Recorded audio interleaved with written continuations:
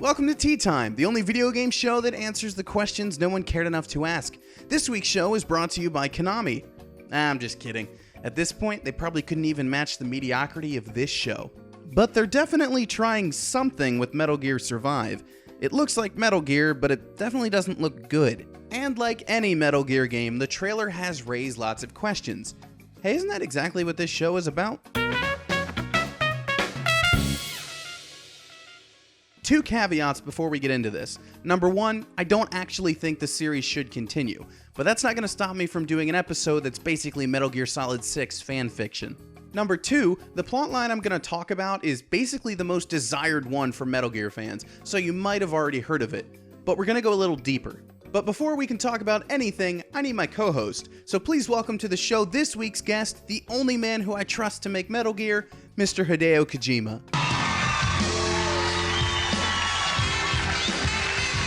Mr. Kojima, it is an honor to have you here, and that Death Stranding trailer really has people talking. I bet it feels good to be appreciated again, right? Well, that sounds a little ominous, but we're definitely on your side on this show. Well, that's very flattering of you. It's almost like I'm making up the subtitles for him. Anyway, on to the future of Metal Gear. If Metal Gear Solid continues, it should focus on the boss.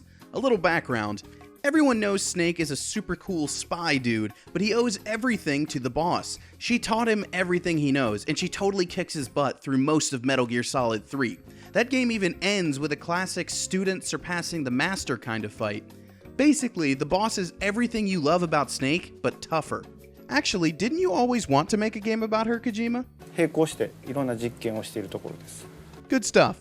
Let's talk about her some more. One of Metal Gear's main themes is war, and it doesn't get much bigger than World War II.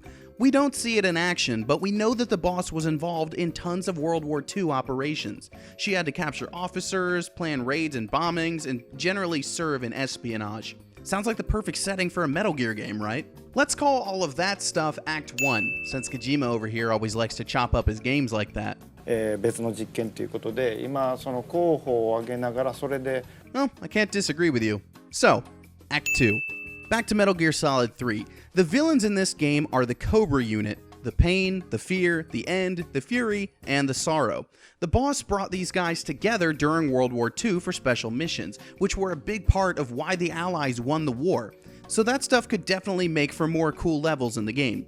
Also, she got knocked up by the sorrow. That'll be important in a second. So that's Act 2, but Act 3 is going to slow things down with some more stealth.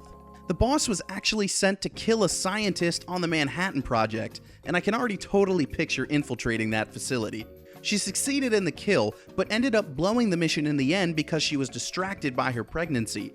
The firefight that broke out ended up putting her in a coma for 3 months. So to me, that sounds like the perfect calm before the storm. So let's move on into Act 4, the big finish. D-Day, the invasion of Normandy, huge battle going on at the beach. Meanwhile, the boss and the Cobra unit are destroying rocket installations nearby. It's the perfect background to a finale. The boss even gave birth in the middle of that mission. Remember the microwave hallway from MGS4? Picture the boss in labor, struggling to push that last big red button and stop the last rocket before the baby comes. That would be a super intense moment, followed by like 4 hours of cutscenes, but you get the point.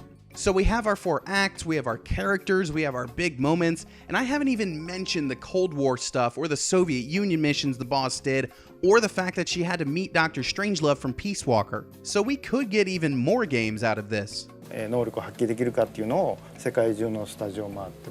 Fair point. Wish certain people would have realized that. Anyway, that's basically the pitch for the whole game. Anything you want to add, Kojima? Okay, let's just call it there. Give it up for Kojima, everybody.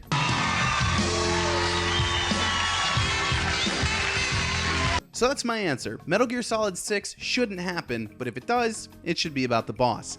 Also, I got to talk about Metal Gear Solid 3 a lot, which, full disclosure, is my favorite one. But thank you all so much for watching. If you have a question or some sort of obscure topic you'd like me to dive into, leave a comment. I love reading those every week. For more of these cool videos and podcasts and articles and all sorts of fun stuff, head on over to Laser Time. Thank you again for watching, and as always, let's go play some video games.